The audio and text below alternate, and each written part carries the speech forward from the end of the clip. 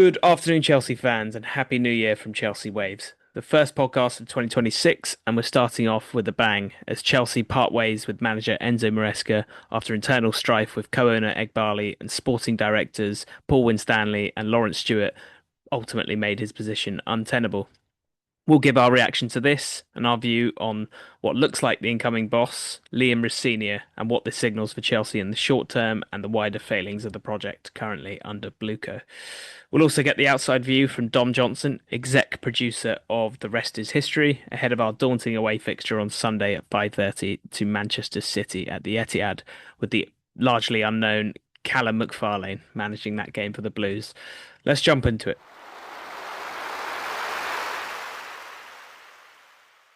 Chelsea 1, Aston Villa 2. A festive hammer blow delivered in the second half by Unai Emery and Ollie Watkins, who scored a brace to turn a promising 60 minutes from Chelsea into yet another deeply damaging defeat, which now leaves us languishing 10 points behind Villa in the hunt for top four. George, is this just another illustration of December Chelsea coming up once again, or is this something much deeper and more systemic that we're seeing here? You and I were both at this game. How did we let this one slip? Well, ultimately, it was a tale of two triple subs. But Unai Emery, the man of the moment, very much realising that his team were under the cosh.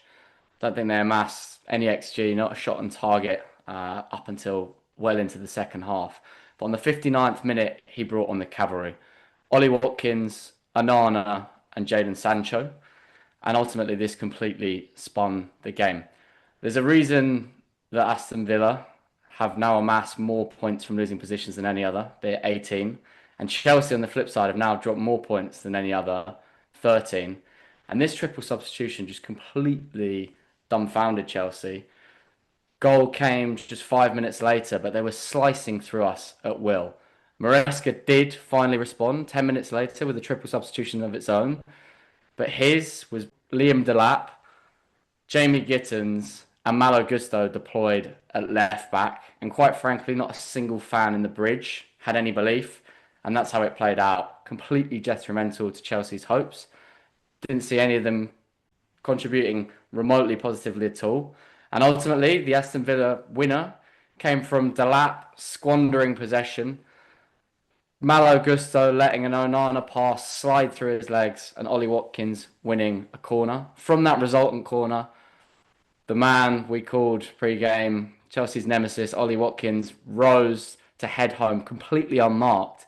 And watching back the replay, you see the lack all at sea at the back post, almost not even concentrating. And we discussed the midfield at length, George, and we had so much joy in that middle of the park in those sort of first 60 minutes of the game where we were 1-0 up and heavily on top. Emery clearly spotted this and made the necessary adjustments by bringing on the cavalry, as you say, putting Onana into the central midfield, overloading those positions behind Caicedo and with Sancho as well. Ultimately, that was the difference, wasn't it? Them finding space behind our midfield and overloading that area.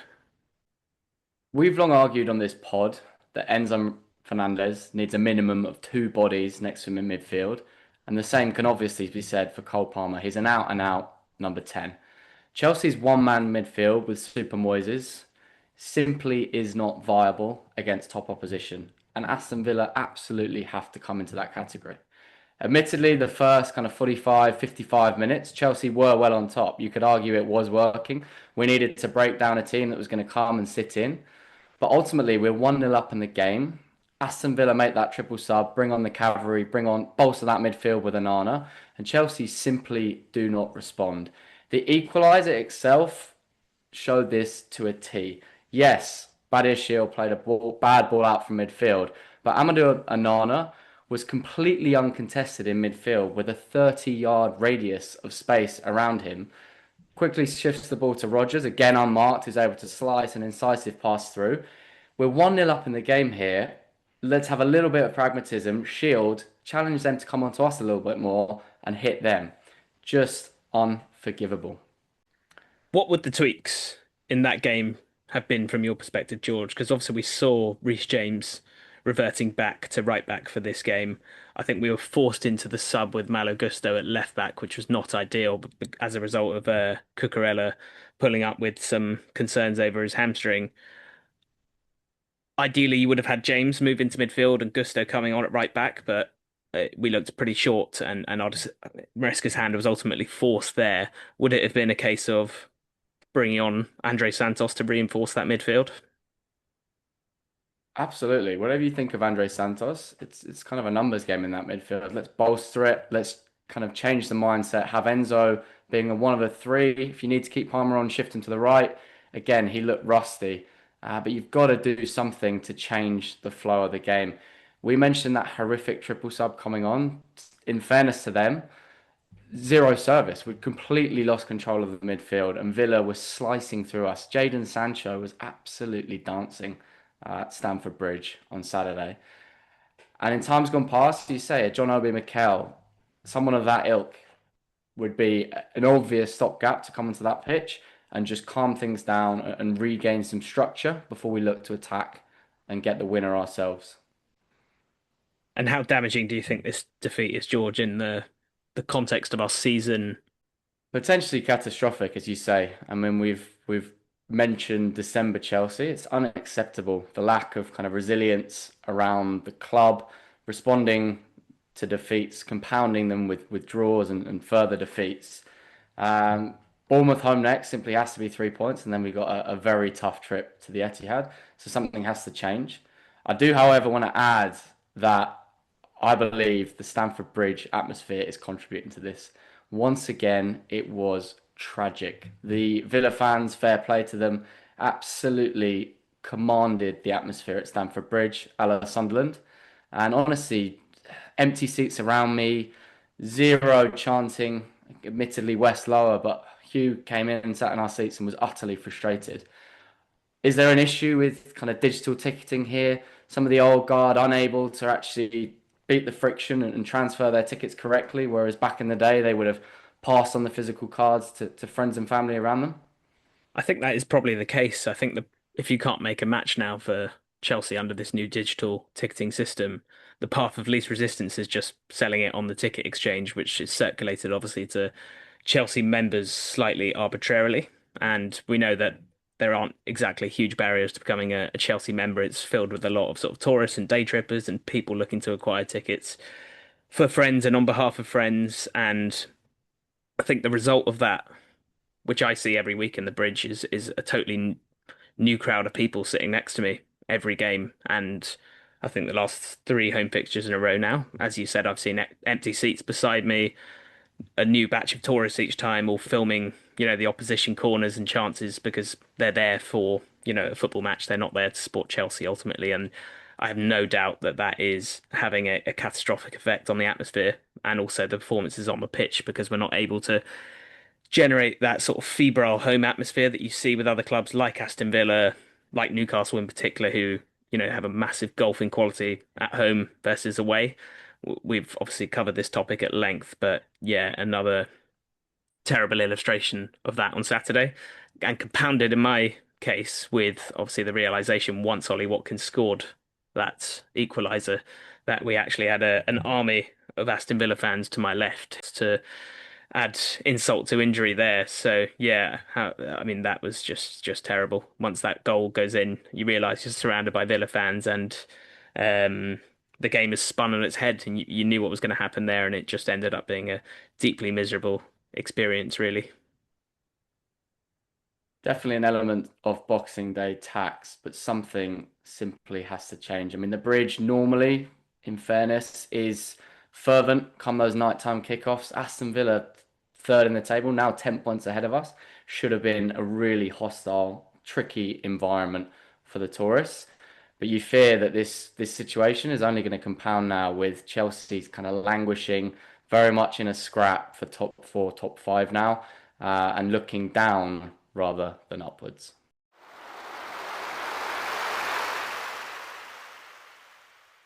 Chelsea 2, Bournemouth 2. A basketball match at Stamford Bridge between two sides sliding down the table.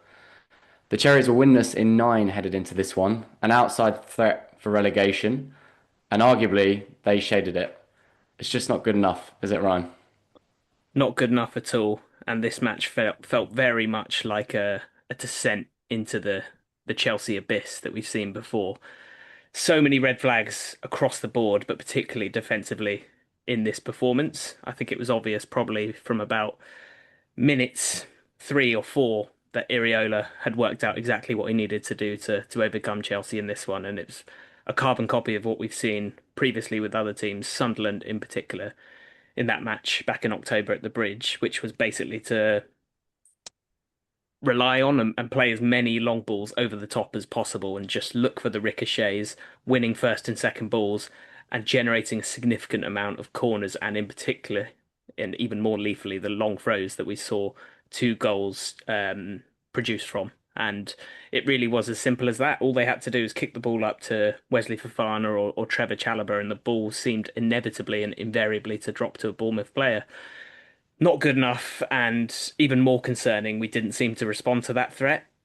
Perhaps slightly in the second half with some of the subs we made, but the threat was there throughout. I think the most poignant stat that we saw on the broadcast coverage was around minute 38. A graphic popped up on Sky Sports where it said Bournemouth had had 14 shots already by minute 38, which was actually the most they'd ever accrued in an away Premier League game in their, I think, 5 years, 6 years in the Premier League, and that's just in 38 minutes against Chelsea. I think that is just beyond alarming, and there are so many reasons for that. We've spoken about the defensive approach, but the midfield balance, once again, completely wrong. We've seen Caicedo being, subjected to this awful setup where he is a one-man midfield. We're pushing Enzo further forward and Cole Palmer forward as well as our other two centre mids for all intents and purposes, which is, an ultra attacking approach essentially, but without the output. We saw a goal from Enzo, but terrible general play throughout the match. Cole Palmer looked pretty sharp actually, and seems to be getting not back to his best, but up to speed following his 3 months out with injury. But this system relies on the ability of Enzo Fernandez to play in that advanced position, but to get back and support, and he just simply doesn't have the nous or the legs or the athleticism to do it, and it's leaving us so exposed. We saw Caicedo picking up a yellow in sort of, what was it, minute 3? I can't recall exactly, but that's going to rule him out of the next game. We can have a conversation about the nature of the yellow that was given to him. I don't think it was. It was a pretty nothing tackle, not given a warning or anything like that prior. So that didn't seem right. But again, just exposed all of our flailings in a moment there in terms of the setup. We've long stated that Enzo and Cole are not viable in a midfield against top opposition. I want to revise that to any remotely competent Premier League opposition. I actually thought individually they both had decent performances. I thought Enzo was strong on the ball, took his goal very well, arguably should have had a second. Cole as well looked a lot sharper, great pen. But ultimately, in this system, they are playing as split tens, leaving Moises in a sea of green in the middle of that pitch, completely left to his own devices to compete against a midfield three most often in Premier League football. And to add to that, as you mentioned, that harsh yellow card just 3, 4 minutes in left him completely and utterly helpless. And again, you've got to question here the response from Maresca, not seeing this, not dealing with this, leaving him and leaving us completely and utterly exposed. Bullied by Bournemouth in perfect honesty. I mean, Iraola's side are not renowned for kind of physicality. We've praised the duo of Wesley Fofana and Trevor Chalobah of late, particularly in some of those home fixtures, a nice string of clean sheets. But ultimately, they look like powder puff. Absolutely bullied by Evan Nielsen, losing aerial duels to wingers. I think Semenyo, later on Adley when he came on. Trev losing headers there, just unforgivable. And those 2 long throws, say it's one thing not winning that first ball, but the idea that that second ball twice is a Bournemouth forward, again, short, weak, nimble Bournemouth forwards in acres of space. I mean, Brooks was able to score from kind of a second, third rebound, and Clivert was completely unmarked. We've seen improvements in attacking set plays this year, but clearly question marks need pointing in Bernardo Cueva's direction. It very much feels as though Maresca was checked out in terms of that lineup. As soon as I saw that Liam Delap was starting, we finally seen consecutive goals and consecutive starts from João Pedro, and he is mystifyingly dropped to the bench again with the likes of Reece James, who we have that asterisk on regarding fitness, but ultimately just far too many changes once again for Chelsea. And there was an air of expectation again that this was going to be a really tough match and not one that we were going to get through, despite the abysmal form of the Cherries headed into this one. The attack, there just seems to be a distinct lack of synchronicity between the forwards that we're starting at the moment. Garnacho's performance was absolutely disgusting. Liam Delap did absolutely nothing once again. Uh, Maybe won a couple of balls, a couple of free kicks, but nothing meaningful. And really concerningly for him, we complained a lot about how profligate Nicholas Jackson was, but Delap doesn't even get chances. I genuinely can't recall one goal scoring opportunity he's squandered because he doesn't seem to get in the positions, or perhaps we're not creating it for him, but I can't see the runs or the movement or anything like that when we get in those positions, which we did many times last night with Esteval in particular. Not much to harp on in terms of positive outcomes from this game, but Esteval was really good. He simply has to be starting, I think, now, given that performance, and a massive frustration that Maresca has not allowed us to see more of him in the Premier League. How did you read the substitution around minute 60 of Cole Palmer? George, obviously, it was met with um, significant rounding boos across the stadium, but I think it was the wrong move in the context of the match, personally, because he was playing well and finding spaces behind the Bournemouth midfield. But there is ultimately this question around his fitness, so I'm slightly torn on it. Mystifying and emblematic almost of the Blue Co regime, Blue Co tenure, this idea of sacrificing wins and gains today for sort of future harvest. As you say, that game was there till we won here and now. Those first 15 minutes we were building, Cole was looking sharp, and with his substitution, we completely lost that grip hold of the game. In terms of further inexplicable substitutions, I questioned him starting the lap. But the idea you start the lap and then you withdraw him on the 88th minute when we're still chasing a goal at 2-all and you bring on a holding midfielder, just completely illogical from Maresca. And again, what are we saving? What are we holding these players for? Reece came on second half, played 45. Could he not have played that first 45 to put us in a commanding position to win the game? Saving these for City away, obviously a far tougher fixture.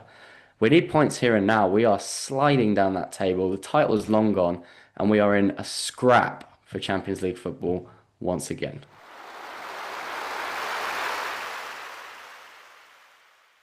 A New Year's Day nuclear bomber from Chelsea FC, a club statement confirming the departure of Enzo Maresca. Justified, Ryan? I'll get on to whether I think it's justified, but firstly, to comment, I don't think anyone's surprised by this. This has been building up for several weeks now, coming to a head, I think, following those post-match press conference quotes following the 2-0 win to Everton a couple of weeks ago. I think when the job was presented to Maresca, he would have been very clear in terms of the structure and the methodology of Chelsea currently and the sporting directors and the vision they would want him to adhere to. So the terms and conditions of the job would have been clear to him. No say in transfers. You do the best with the tools at your disposal and what we give you. The adherence to this under 21 policy, players potentially being sold for profit if we get a good offer, as we've seen in more than one instance. And this latest revelation, the medical department having a big role in terms of how many minutes players are playing, depending on their injury status. So it's a very restrictive role that he would have been aware of. And he was chosen ultimately to be that yes man. And I think he remained that yes man right until the moment that he deviated from or stopped towing the line for a moment, which was that press conference publicly after the win against Everton. So the moment he decided to deviate from that methodology, he was gone. And I think whoever comes in next, if that's Rossini, if it's Marco Silva, they'll be told to do what they're told or they're out. fundamentally. So that is the reality that Chelsea and any manager incoming will have to contend with.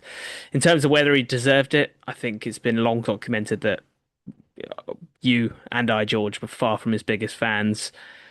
He had quite a arrogant, charmless demeanor, I feel. I didn't like his treatment of young players in particular. Felt like they were being punished unfairly for bad performances or even just a bad half, as we've seen with a couple of players recently, particularly Achie Pong, Andre Santos, even Esteval, being extricated from the squad for multiple weeks. But the likes of Enzo Fernandez never being withdrawn. I didn't like his use of fullbacks and where they were positioned in matches. It felt very random and reckless. And actually, I think hamstrung our wingers quite a lot because we never had anyone overlapping. We had just a bundle of players competing for the ball in the middle of the park, and Cucurella even playing as like an advanced forward at times. So bizarre decisions in terms of the setup, and even more bizarre decisions in terms of the in-game tactical decisions, which we've covered in multiple times on the podcast recently. I think his ineptitude was really exposed within a couple of weeks when we saw those string of red cards, particularly in those matches away to Man United, where he just decided to pull off any attackers we have on the pitch and try and shut up shop with no competent defenders on midfield to achieve that. Brighton at home, very similar theme when Chalobah got sent off there. And 2 years ultimately in a row, we've seen Chelsea fall off a cliff in December. And whilst, it's a ragtag squad we pulled together, it is still brimming with quality. Ultimately, there's 4 or 5 players in that squad that you would call world class. So there is scope for achieving things at Chelsea, albeit very difficult. And we're going to see, I think, quite how difficult that is with the next manager, because I don't know confidently whether I could say Liam Rosenior, Marco Silva, whoever it might be, will do better given the tools at his disposal and the current structure ultimately in place and the red tape placed around managers under this dictatorship that's being run for Blucher. It's very interesting, as you say, that we all saw this coming within the Chelsea bubble. I think those outside the Chelsea fan base, Chelsea faithful, actually pretty surprised. We've consistently talked about how Maresca kind of failed to ingratiate himself with the fan base, talk of potential sort of self-preservation. But ultimately, year one was undoubtedly a success on paper. A Club World Cup win, a Conference League win, ensuring that Chelsea became the first club to have won it all. And crucially, for the board, for continuation, Champions League football secured Chelsea back in the big time. We then saw a strong start, 25-26, just a month ago.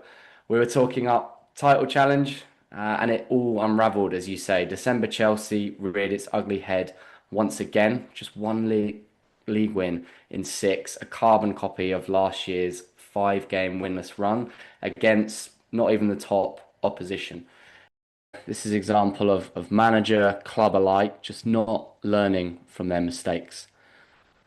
It's been much touted that Blue Coast Chelsea is potentially one of the biggest squads ever assembled. I would wager that December, packed festive fixture list, should actually be prime conditions for a large squad of talented players to really kick on and eat up the ground on competing sides with less resources at their disposal.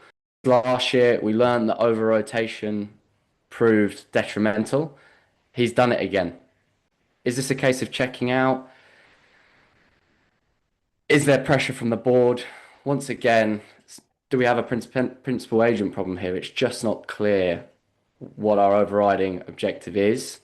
Anyone's going to struggle in this current setup under Clearlake, Blueco, and the sporting directors, Paul Winstanley and Lawrence Stewart, who I think fundamentally are just not interested in the supremacy of Chelsea at the top of European football and the Premier League. We've seen, despite all evidence to the contrary from results on the pitch, that they are proceeding with this mad, unprecedented youth experiment and this trading project with young players, which is just lowering standards across the board. Season in, season out, we're seeing a new batch of players needing to come into the league to adapt, get up to speed, and find that chemistry and rhythm with their counterparts. We've seen it again this summer with the likes of Andre Santos coming into the fold, Jamie Gittins coming from the Bundesliga, for example, Delap coming from a relegated side into Chelsea, pushing for titles in theory. So this project isn't working. This strategy of trading youth players is totally, you know, unprecedented and not yielding results for us. And we're starting to see this rear its ugly head now. It looks like we're running a quasi dictatorship at Chelsea, and I just don't know if any manager is capable of thriving in this sort of against this backdrop with this structure we've got in place and this strategy that those three clowns are aligned on entirely. So, whilst I'm not Maresca's biggest fan, having reflected on this, I don't know if anyone could come in and do a better job.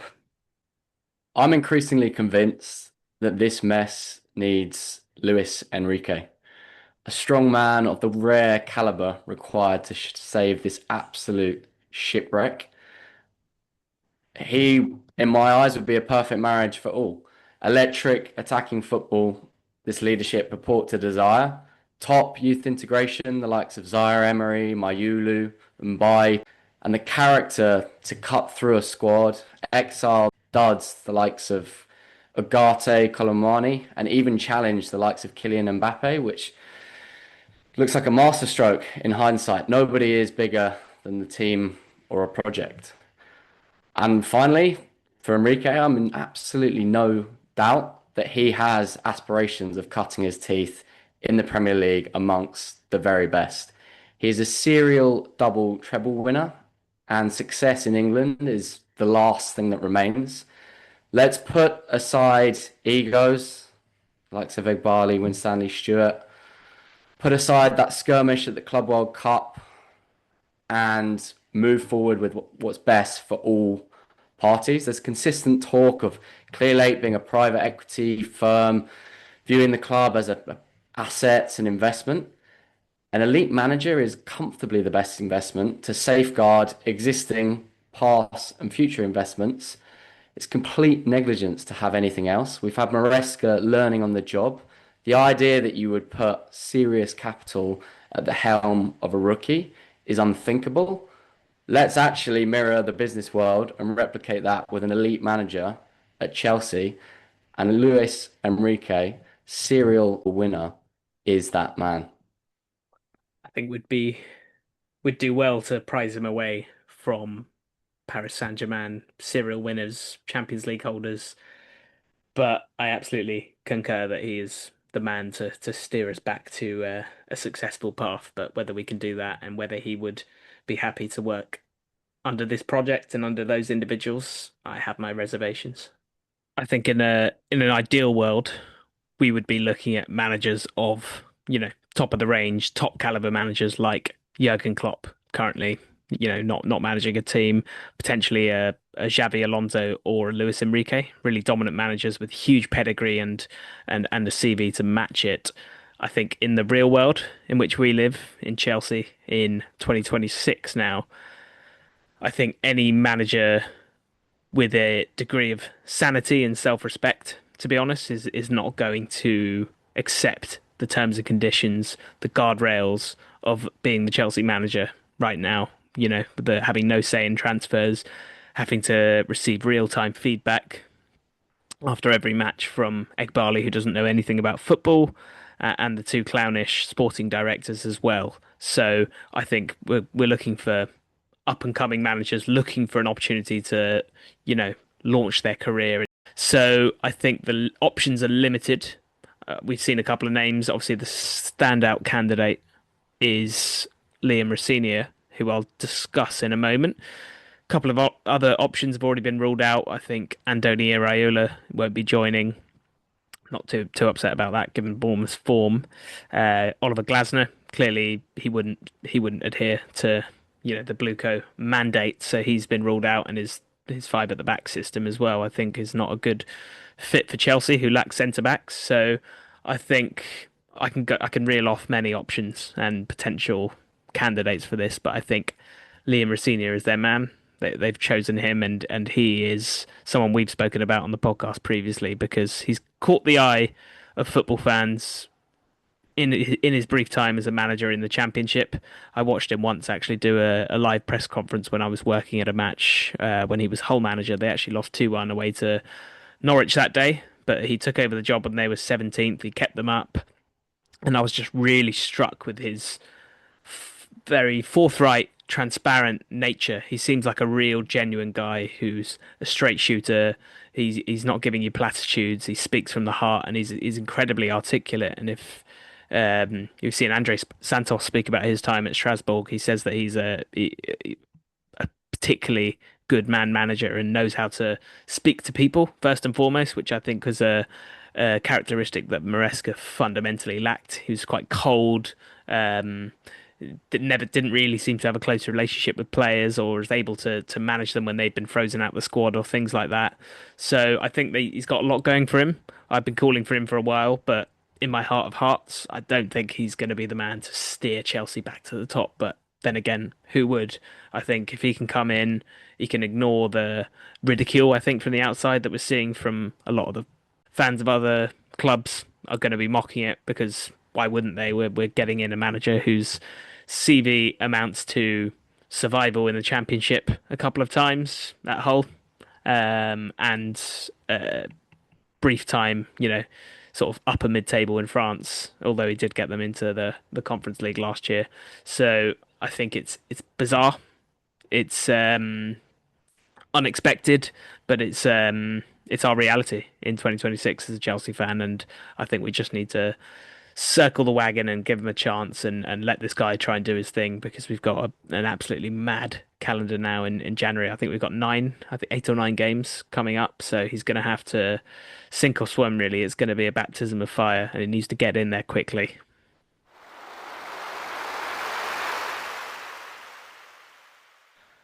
Time now for the opposition view.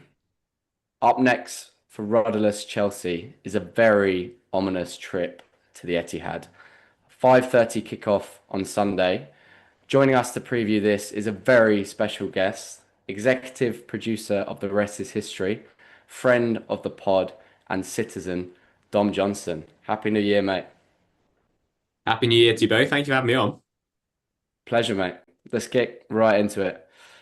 How are we feeling January 2026 as a City fan?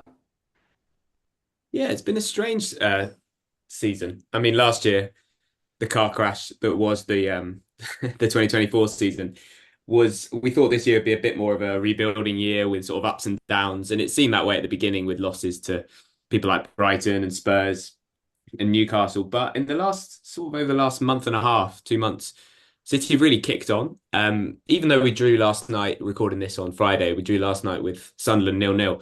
The sort of atmosphere around the team that it wasn't there wasn't panic stations after that. We played very well in the second half. We've got this spine now, and with Rodri came back last night and looked in the second half, came on for Nico Gonzalez, who's done well. But Rodri just he looked imperious, and there was an aura in that second half. And with Donnarumma in goal, Ruben Diaz has been brilliant this year. Rodri back now, and then Haaland up top. That's not even speaking about the sort of the attacking mids of Foden and Cherki and people like that. I don't know. I think I'd sum up the mood in the City camp as quietly confident, chasing the Arsenal pack, and I think we just need to stay in touching distance, basically. It's very much that time of year, all too familiar in recent years, whereby our title aspirations are long gone and we're almost City fans ourselves. But I guess our take would be on City, I guess Pep dial back in after a fallow year, difficulties on the personal side off the pitch last year. We mentioned Rodri tax. We've got Haaland doing Haaland things. Donnarumma, I think, is a massive acquisition for you guys. And we're also seeing some stardust from Cherki in recent weeks. How good's he been? Yeah, I mean, where to start with Turkey? I guess the way to sort of look at it is the guy's 22 years old. Phil Foden is now 25. He's 3 years younger than Foden, who is sort of still seen as this like child in the Man City team. I think the perception was in France, before he moved to City, was this guy's raw ability is unbelievable. Will he be that sort of player that digs in, knuckles down, and actually tries to make something of his career, or will he be a sort of luxury player? And apparently, when he did move to City under Pep, the French media was like, "Wow, he's going for it here. He's not going to a team where he can just be the superstar. He doesn't track back." And in the early days, Pep was really critical of him, even publicly after he had good games. He said, "This guy's brilliant, but I need to see more of him. I need to see him running back." In the last couple of months, I mean, he's now got more. assists this year when he should have had another one last night where Savinho spooned the ball over the bar from about 2 yards. He's got more assists this year than Paul Scholes got in his peak year, I think, which is like 6 assists or equal that. So, and I think he's leading the Premier League in assists. So he's got this like raw flair ability, this sort of Adel Taarabt level ball control. And I'm sure you've seen all those viral videos of it, but he's actually converting that into assists and a couple of goals. And I mean, the one against Forest to win it last weekend was just incredible. So yeah, it's been really interesting. It's just nice to have, especially with the sort of Doku's development this year. He's been out recently, but this sort of, I don't know, it feels quite refreshing to have that spine we talked about earlier, and then Foden, Cherki, likes of Doku as well, just behind Haaland, actually spreading the goals out. Because earlier in the year, I think Haaland had scored 70 to 80% of our goals. So I think we need that over the course of the year if we're going to win it. And if you believe what you read, do you think this is it for Pep this season? Is this the denouement now of his time at Manchester City? I don't know, and to be honest, I don't know if he knows yet. Um, I think I don't think he ever intended to stay this long at a club.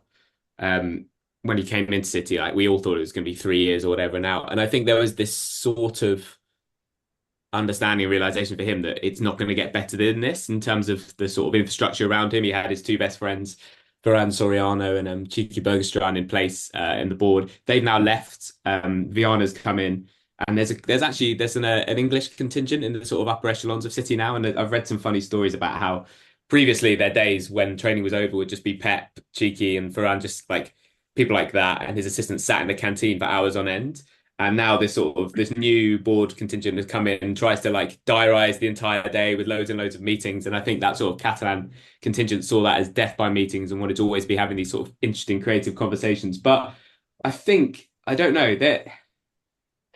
I in recent weeks I thought actually, well, maybe he is off now, and especially the Maresca stuff, which I'm sure we'll talk about, and you guys have talked about at length on the pod. But I don't know. I hope it's not, and I think he sees this. Maybe if he wins it this year, but he will have won it in a different style. And everyone's saying, "Oh, the football's moved on in the Premier League. It's now all about long throws, corners, Arteta ball." If Pep could do that with Donnarumma in goal, who I think having George in net distributing on those goal kicks would be better in terms of that element. Like we now can't build from the back in the same way, but we have probably one of the best keepers in the world. Keeping ball out of the net in a way that Edison couldn't. If he can do that, maybe he would leave on a high. But I think he is just addicted to football, and he knows that he won't have this again in any other club. Yep. Does very much feel as if he's got his joy back. And with Chelsea so far off the summit, I think we sort of like him to stick around until we get our act into gear. Talking of Chelsea, what is your take on the circus at the Yeah, minute? it's a weird one, and I think you've kind of touched on it there. There is a bit of an affinity between Chelsea and City. There's not really an animosity. I guess City, we've got that with a few clubs, I think, because we're the sort of the enemies, like the enemy's enemy, The basically, to lesser the evil. Arsenals and the Liverpools. But I don't know. Maybe it's the having owners who perceived to have just bankrolled and just bought success that City and Chelsea have been accused of in the last few decades. And maybe that's drawn us together. But I don't know. I think from the outside, I think the thing I've been most struck by is from George especially. I'm not sure what you think of it, Ryan, but this sort of looking back with nostalgia and sort of panging for the days of the sort of calmness of Roman Abramovich when we saw that at the time as chop and change. Now this sort of, I don't know how much it is down to Todd Bowley. You both would know more than that than me, and whether he's just sort of the figurehead that gets lambasted with it. But the chop and change must be frustrating. It seems like you're at this point where you have these really exciting young players, and it does seem to be. Oh, well, I'd be intrigued to know, like, is it being run differently to any other club, or is that just noise in terms of what is this with the Maresca being a head coach, wanting to be a manager? Did the board want to control that element of it? That to me feels very alien, regardless of the Maresca City links. Yeah, I think there are other clubs embarking on a similar model of this sort of youth trading experiment. The club often coined is Paris Saint-Germain, who've got a mass of young players on their books that cost quite a lot of money, and they're sourcing them sort of at the age of 16 onwards. But what we see, I guess, is a critical difference there is they are willing to purchase, players in their prime, ready-made for high prices in market. You saw January last year, for example. Kvaratskhelia going to them and ultimately powering them onto a quadruple. Chelsea aren't doing that. I think the best example is probably right now Antoine Semenyo, Premier League proven, ready for available for 65 million. You know, we're not even really in contention. I think there was some small rumours briefly, but we just won't even consider it. This absolute adherence to under 21 players who are being purchased, before their price spikes in a couple of years is absolute like our policy, and we don't deviate from that. And I think since the sacking of Maresca, a couple of other things have come to light. There's apparently guidance from our medical team, for instance, that needs to be adhered to by the manager. Cole Palmer being only allowed to play 60 minutes, for example, and Maresca's hand being forced to sub him off, and obviously to the chagrin So of the that fans in the stadium, he's getting all the hate for that. But ultimately, this is a decision being imposed on him from above. I think that is totally unusual it, and it feels unparalleled. very American. Yeah, Is it in that way? It's like the load management that you see in basketball, and I guess with the ownership itself, that does feel like a very American franchise, or am I wrong? yeah. I think we've become the plaything of these individuals who have huge egos, first and foremost. And we know that Egbali and Bowley are complete novices when it comes to football. Obviously, Bowley's had successes with the Dodgers in baseball, but total novices come into football with this air of arrogance, trying to reinvent the wheel entirely with this experiment instead of sort of dipping their toes in this, finding their feet, signing a couple of proven players, learning more about the sport and evolving over time. We've not seen that at all. We've seen this absolute diving deep into this experiment and not deviating from it at all, as we can see currently. So yeah, Yeah, it's and a I real think pickle. if you contrast it with the City side of it, like take Foden, for example. If you think back 4 or 5 years, people saying, why is he not being sent on loan by Pep? It's a disgrace, like how little he's being played as a youngster. And there's always been this thing of a bit less recently when we've been on the ropes a bit, but previously in the sort of golden era of City, you came in and you basically didn't play in your first year Mm. as a youngster. You came in, you learnt the systems, and they all the quotes would be from players. Oh, I thought I knew football, and I came here, and it's totally different. I've had to completely shift my mindset, learning off players like Bernardo Silva and the like. And I think that element of any sport is super important, isn't it? Having that sort of hierarchy and the levels of different experience within a team. Absolutely. We've seen players come in under the age of 20, thrown completely into the deep end. Ultimately, things go wrong and their confidence is shot. We've seen it this season with players like Andres Santos, Joel Hatto, widely renowned in European football. And yeah, they're struggling, and it's a really tricky environment for young players to flourish in. And that's all we have ultimately, young players.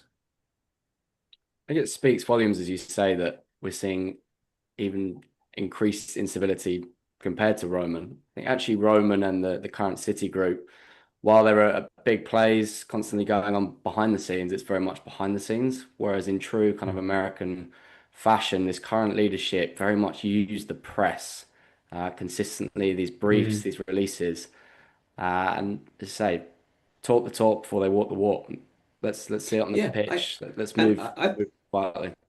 I thought with that Maresca thing, if you watched on Sky Sports last night, they were literally reading off a phone, being like, "This is what the briefing's saying about Maresca." If I was Maresca there, I'd be saying, who's saying this? Is it the PR guy? Is it Todd Bowley?" Like to drag a manager's name through the mud like that publicly, regardless of what Maresca's been doing himself, like it is very strange. It is very alien. And I think, yeah, these slick units, it happened behind the scenes. And don't get me wrong, the stories I've heard about the City hierarchy and other areas of business like real estate and things like that are they don't suffer fools, but the public image is always absolutely like crystal Behind the clean. scenes and often clandestine. You don't see much of them, and that's the way it should be. I don't think we ever heard Yeah. from Roman in what, like 19 years of him at the helm of Chelsea. Every match we see Egbali, co-owner, and the two sporting directors, his little minions walking into the dressing room, giving a live Mm. assessment of matches to the manager, to players after the games is Wow. totally unparalleled and Main dysfunctional. character, big Yeah. main character energy from those two. Back to matters on the pitch. You said Sunday, rare 5:30 kickoff. How do we see this game playing out? And let's have a final score from both of you. I think without sounding too unkind, I think this is the time to play Chelsea. Although saying that, we've had this with City and countless Manchester derbies where they look like they were at their lowest and they would somehow come through and beat us. I would, if we're losing games like this, I think we need to have a long, hard think about the title race. I think we should be winning this game. I'm not worried after that Sunderland draw. Like we look quite fluid, and if some people had their shooting boots on, I think we'd have been fine. I'm going to go for a 2-0 City win. I think that is kind of you, Dom. I'm gonna go with damage limitation, particularly given the turmoil behind the scenes and on the pitch, the absence obviously of Moises Caicedo, our one-man midfield. So I don't see any way we can stem the tide of pressure that's going to come our way from City and all those aforementioned attackers. I expect André Santos to come into centre mid and try and shore things up, but I would be surprised if we conceded fewer than 3 goals in this game. So I'm going to say 3-1 to City with a late consolation penalty. A Cole Palmer penalty would be Yeah, apt. if unless the medical team withdraw him before that, yes. I don't think we've beaten City since that Champions League final back in 2021, which is a Seriously. really ugly No. statistic. Have we So have we even drawn? I think we've lost every single yeah, game. we get at home Wow. 4-4 classic on the Oh Pochettino, yeah, but yeah. yeah, our record at the Etihad, or since that Tuchel season where I think he had the better of Pep 3 times in the matter of months, our record has been abysmal. And as you say, the conditions are right for that to continue. Caicedo in there, we've always got a chance, but there's every chance we get run ragged here. You mentioned Rodri coming back to form. That sounds ominous to me. Um, as Ryan said, I'm expecting at least 2 goals for the City, particularly after frustrations against Sunderland the other night. I thought it was remarkable that they managed to find the net there. Savinho, Doku chances. So I expect City to cash in and Erling to be back on the score sheet. So I'm going to say 3-0 City. First loss predicted. And I have to say this ownership full well deserve it. It feels like we're a long way away from the first episodes of 3 Point Lane. But I don't Yeah. know. It's you can't tell. It feels sometimes like, guys, to give you a bit of a hope when you're at your lowest ebb. Sometimes that's when the results come through in football. We'll see what character these guys have got. Brilliant. Thanks a lot, mate. Enjoy the game. Thanks very much, guys. Thanks for having me and Happy New Year. Happy New Likewise, Year to Dom. you, mate. Thank you very much.